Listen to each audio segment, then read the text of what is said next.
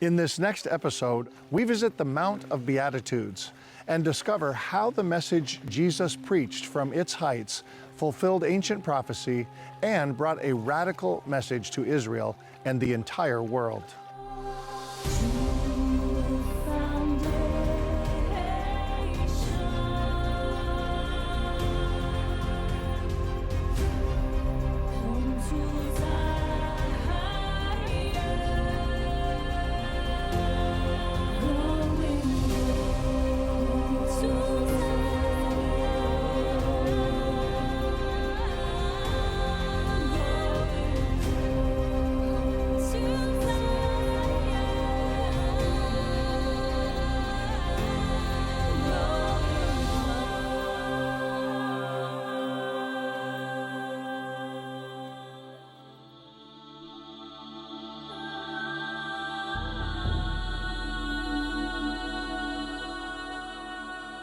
Welcome back to First Century Foundations and the beautiful Sea of Galilee. This is the region where Jesus spent most of his life on earth. Raised by deeply religious Jewish parents and immersed in a world of Hebrew scriptures, Jesus lived and breathed Jewish culture. He knew the Torah, the first 5 books of the Bible, likely by heart. The Psalms and Hebrew prophets were foundational to his life, his mission, and his message. Jesus, or Yeshua as he was known here, was considered a rabbi to the crowds who followed him. And although his teachings were rooted in Jewish scriptures, his message was radically different than other rabbis contemporary to him. Today, I invite you to join me in the footsteps of the masses of Jewish crowds that followed Jesus to a location one of his most profound sermons was preached. Together, let's discover what made Yeshua different from others who taught the law of Moses, and why his message itself revealed that he truly was the promised one of Israel.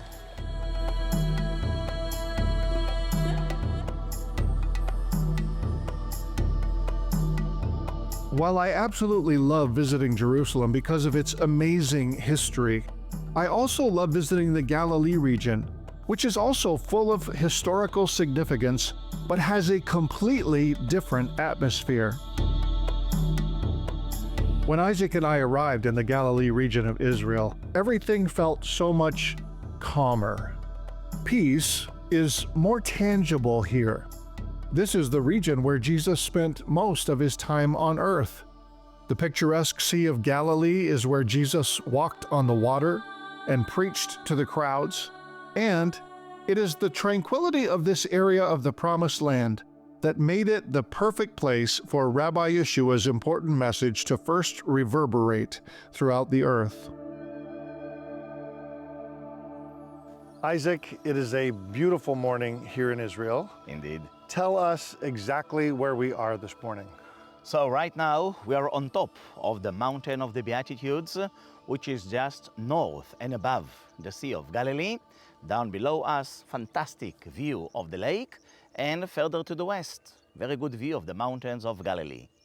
Now, Isaac, when the children of Israel first came to this area, which tribe was allotted this land? Naphtali. Remember that right now we are in the territory of the tribe of Naphtali, and they inherited quite a large area. They inherited all the area from here, from the western part of Sea of Galilee, all the way up to the foot of Mount Hermon. Okay. And in the first century, when Jesus did his ministry and walked around this area, who primarily were living here? Jews, mainly the Jews, but we have to emphasize the point that all of the Jewish cities, towns and villages in this region were only on the western and on the northern side of the Sea of Galilee. On the other hand, no Jewish cities, towns or villages on the eastern side of the lake. Why is that? Because eastern side of the lake was the place of the pagans, place of the Gentiles, the area of the Decapolis, for example. So Isaac, you said mainly Jews were living here in the first century. How far back can a Jewish presence be traced here? From 12th century BC, from the time of Joshua and the Israelites that came here, inherited the land, divided it among 12 tribes of Israel. So since then, we had a very strong Jewish presence here in this area of Galilee and Sea of Galilee. Okay, and what ancient roads pass through this area, and how are they significant? The Via Maris, the very famous Via Maris. Remember that in ancient times, let's say Canaanite era, Via Maris was the main highway that connected Egypt in the south with Mesopotamia, northeast from here. Later on, Via Maris connected Egypt with Assyria and with Babylon. But that Via Maris crossed this area. Remember that the Via Maris, or in translation to English, the way of the sea, came from Egypt north to the coastline of the land of Israel. Right. It went north along the coastline to the central part of the coastline. From there, the road continued east all the way to Megiddo, Armageddon, which is in the heart of Jezreel Valley. From there, the road continued up to Nazareth in Galilee. Okay. From Nazareth, Via Maris went downhill to Cana. From Cana all the way east to the western side of the Sea of Galilee, then all the way around Sea of Galilee to Capernaum. And from Capernaum, the Via Maris climbed north and east to the Golan Heights, Damascus, and all the way north to present-day Iraq. Wow. So we're talking in this episode about Yeshua, about the time of his ministry. It's safe to say that Yeshua would have traveled this road. Definitely. Yeah. This was the main road that crossed in this area back then. Okay. You mentioned the Decapolis earlier on the other side of the sea and the Jordan River. What was the political climate like in the first century when Jesus did his ministry here? At that time, the Jews who lived here were the Galilean Jews. Remember, most religious Jewish people who lived and behaved literally word by word as the Torah said. We are talking about Roman era, so they hated the Roman Empire, so they definitely were waiting to see the coming of the Messiah soon. On the other hand, no interaction with the Gentiles living in the Decapolis. Remember that according to the Jewish law back then, Jews were not allowed to visit and or even to associate with the Gentiles. So Gentiles lived in the Decapolis, Jews strictly were not allowed to go there. Don't go away. When we come back, we discover what made this mountain by the Sea of Galilee the perfect place to deliver an important message to multitudes of people.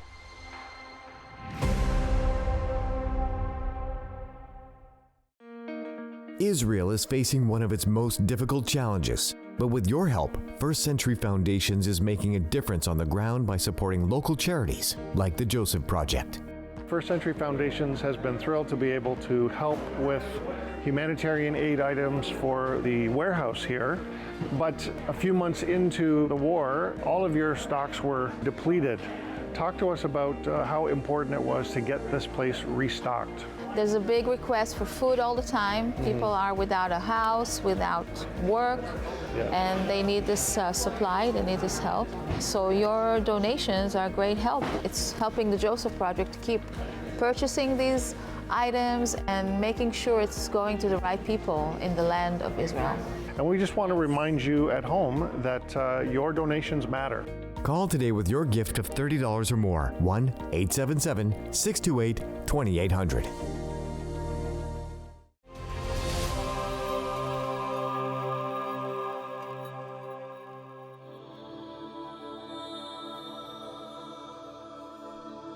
It was incredible to stand on the Mount of Beatitudes and overlook the beautiful Sea of Galilee.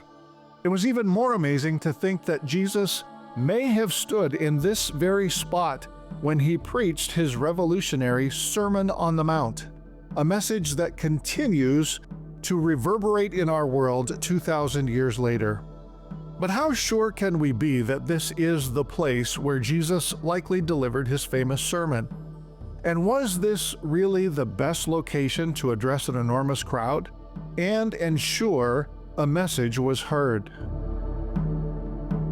The tradition tells us that this is the place, the area, where he taught his famous Sermon on the Mount from Matthew 5 through about the end of chapter 7. How far back does that tradition go, and how do we know that this is the place? Now, the tradition goes back in time 2,000 years. How do we know that this is the place? Topography and geography. Right. Now, let's analyze what the Bible says. In Matthew 5, it says, "Now, when he saw the crowds, what did he do? He went up on a mountainside and sat down. His disciples came to him. To where they came? To the mountainside. And when he saw them, he began to teach them." Now, my very dear friend Jeff, over here, this is the mountainside. Okay. Now here, if you take a good look and use our imagination, you can see that the shape of the mountainside reminds us the shape of a very big open-air theater, which means that here you can accommodate the crowds. You can stand somewhere here, upper part of the mountain, and like this, you can talk to the crowds. So from this point in this topography, everybody can see you. Now, to see you is very important, but there is something which is even more important. People need to be able to hear you. Yes. Now, here in this area, for most of the time of the year, the wind and the breeze goes north-south. So for most of the time of the year, here in this area, the wind goes from the top of the mountain, downhill to the mountainside, all the way down to the lake. Which means if you stand here and talk in a loud voice, the wind will carry your words down to the mountainside. So this is how everybody will be able also to hear you. And this is the only hill/mountain in all of the surrounding area that has this type of topography and this type of the winds. So this is how we know that this is it. No other possible mountain. Now, of course, we don't know where exactly he stood when he delivered the sermon. Maybe he stood right here when you and I are standing. Maybe. Maybe a few feet further to the north, maybe a little bit to the west, maybe a little bit to the east. It doesn't matter. Most important thing that we have to remember is this is the mountain of the Beatitudes. We can say for sure, if you could be here at that time, we could hear the sermon from his mouth. Amazing. So in your opinion, this would have been an excellent choice of locations for him to deliver that sermon because of all those reasons you just stated, yes? Absolutely, yes. Wonderful. Isaac, thanks so much for coming and helping us with this today. And we look forward to learning more as we move along. Thank you. My pleasure. Don't go away. When we come back, we take a closer look at the sermon Jesus preached here on the Mount of Beatitudes. And we discover how its timeless message challenges us today.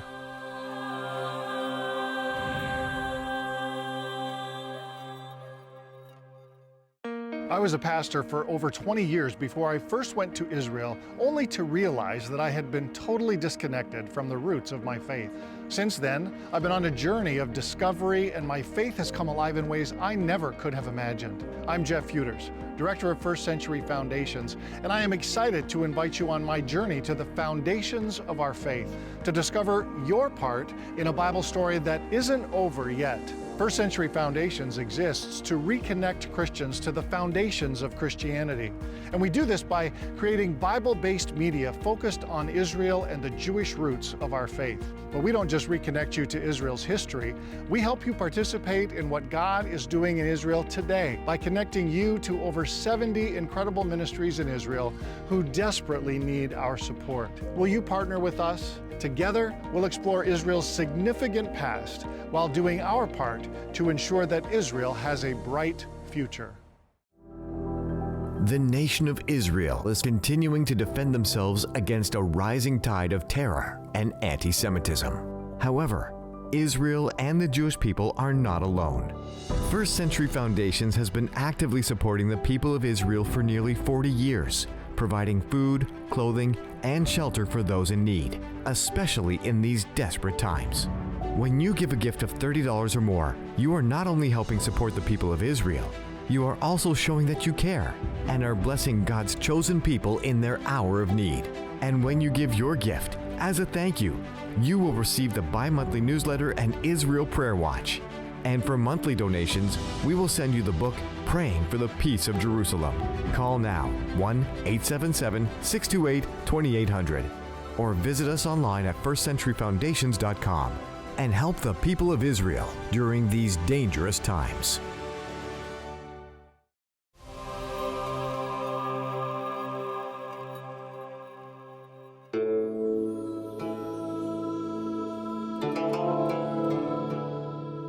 It was awesome to explore the Galilee region with Isaac.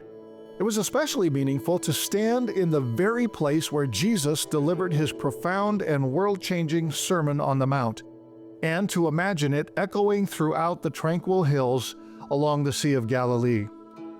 This truly was the perfect place to preach to multitudes of people 2,000 years ago. And this was the perfect location from which a message could spread rapidly throughout the ancient world. The Via Maris highway that cut through the region and connected the ancient world would ensure that masses of travelers would be impacted by the message of Jesus and then spread it to the ends of the earth.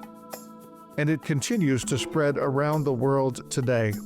A message of hope, a message of peace and love, a message that continues to challenge our hearts today just as much as it challenged those who listened to Jesus 2,000 years ago. At the heart of Jesus' ministry here on earth lies his timeless and profound Sermon on the Mount, incorporating the essence of his teachings and revealing the nature of his mission. This divine discourse, spanning from Matthew chapters 5 through 7, was a departure from the general thinking of the day, and sadly still goes against the grain of the norms of our society. Instead of self-righteousness, greed, judgment, and power, Jesus taught about humility, contentment, forgiveness, and love. And in doing so, he laid the foundation for a transformative way of living for his listeners then, and for believers today. Jesus' ministry was marked by a radical message of hope, particularly for those marginalized by society. As he began his sermon, he pronounced blessings upon the poor in spirit, the mourners, the meek, and those who hunger and thirst for righteousness. And in doing so, Jesus turned societal norms upside down, offering comfort and assurance to those who were often overlooked and downtrodden.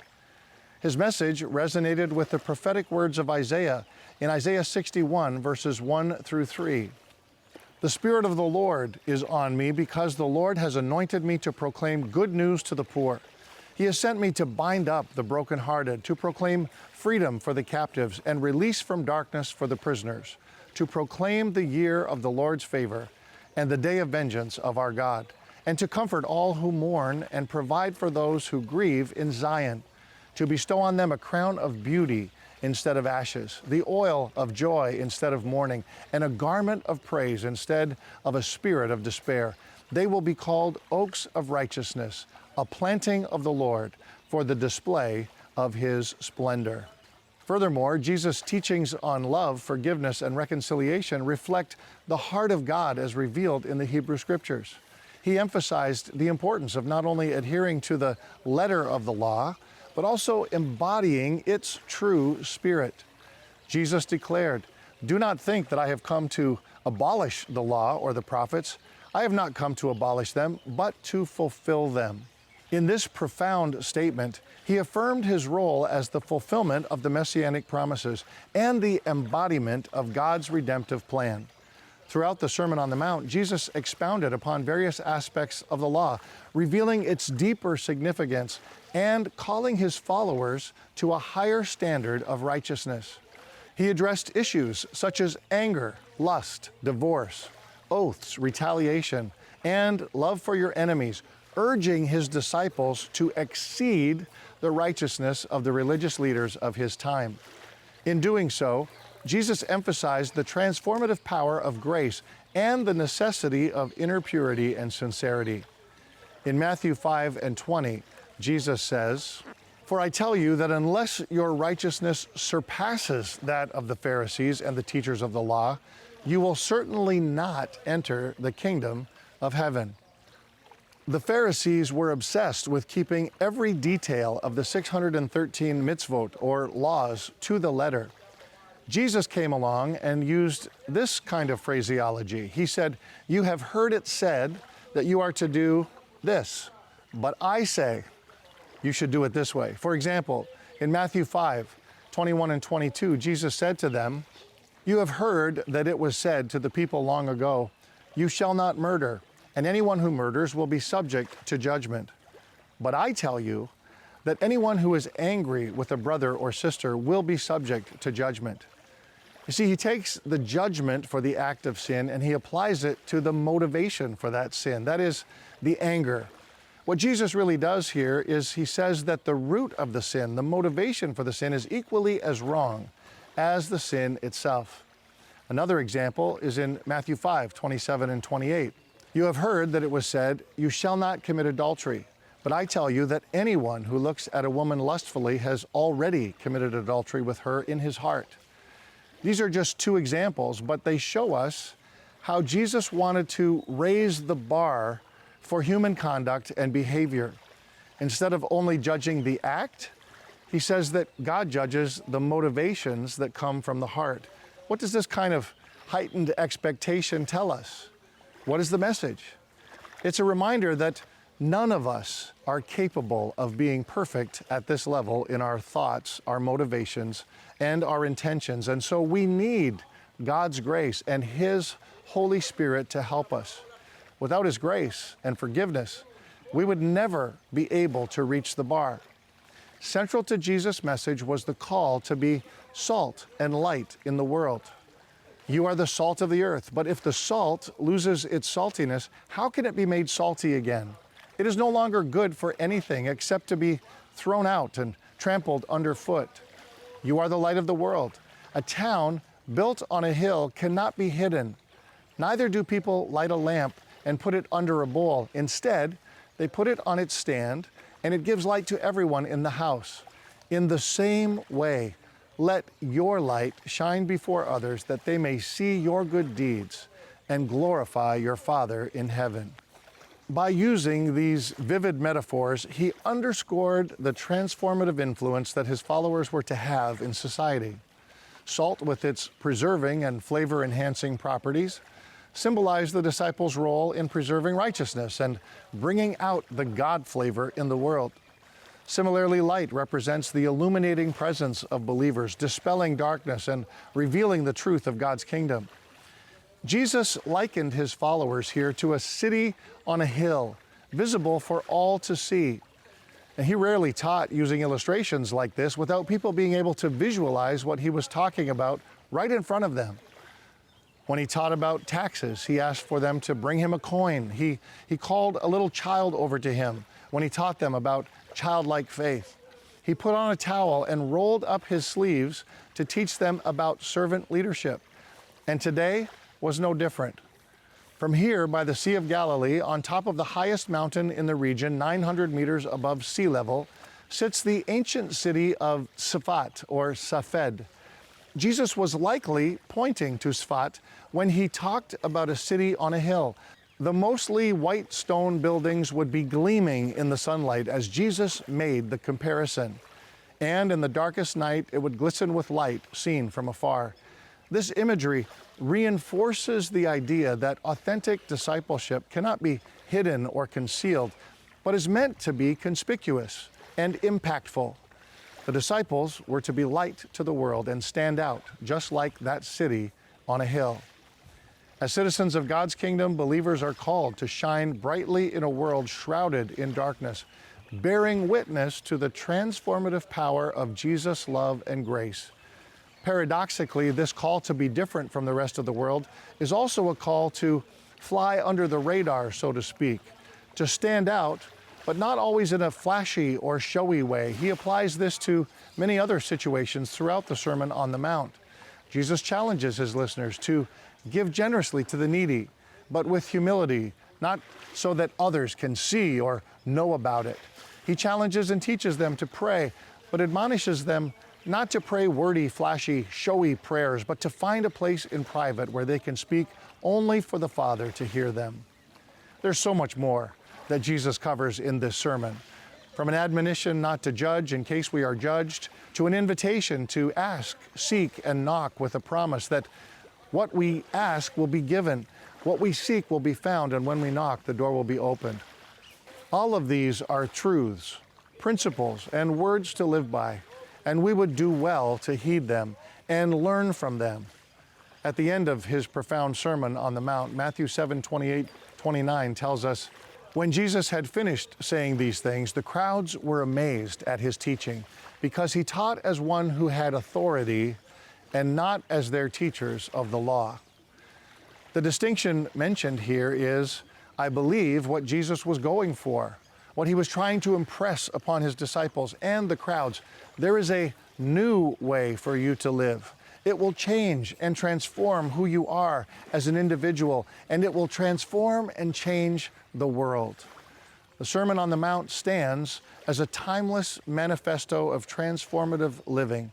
Jesus' teachings resonate with the prophetic promises of old, offering liberation to the oppressed and comfort to the brokenhearted. He came not to abolish the law, but to fulfill it, embodying the true essence of God's redemptive plan. As his followers, we are called to embody the principles of the Sermon on the Mount, understanding that on our own, we can never be as perfect as it indicates, and that we need God's forgiveness, his Holy Spirit, and his grace to help us. In this way, we will be salt and light in a world hungering for truth and righteousness. May we embrace our identity as citizens of God's kingdom, shining brightly for all to see and bringing glory to his name. Thank you for joining me today as we explored the Mount of Beatitudes, from which the most profound and promising sermon was given to the world. Please join me again next week as we continue to explore the places where Jesus fulfilled ancient prophecies and revealed himself to truly be the promised one, right here in the Promised Land.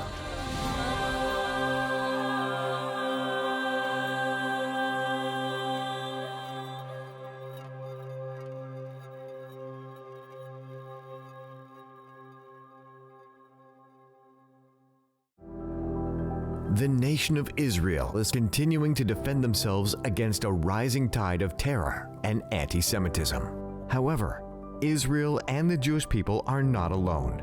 First Century Foundations has been actively supporting the people of Israel for nearly 40 years, providing food, clothing, and shelter for those in need, especially in these desperate times. When you give a gift of $30 or more, you are not only helping support the people of Israel, you are also showing that you care and are blessing God's chosen people in their hour of need. And when you give your gift, as a thank you, you will receive the bi-monthly newsletter and Israel Prayer Watch. And for monthly donations, we will send you the book, Praying for the Peace of Jerusalem. Call now, 1-877-628-2800, or visit us online at firstcenturyfoundations.com and help the people of Israel during these dangerous times.